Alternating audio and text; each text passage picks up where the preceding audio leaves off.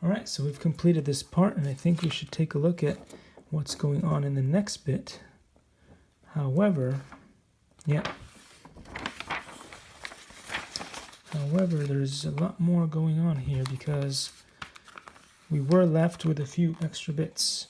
We were left with these extra screws and this piece here, and that's because we will need to connect them up to the actual chassis at that point with this.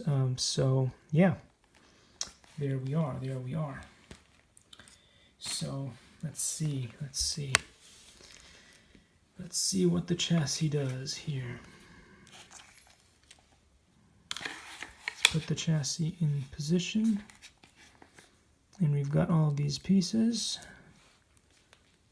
and it looks like it wants this to go on there. So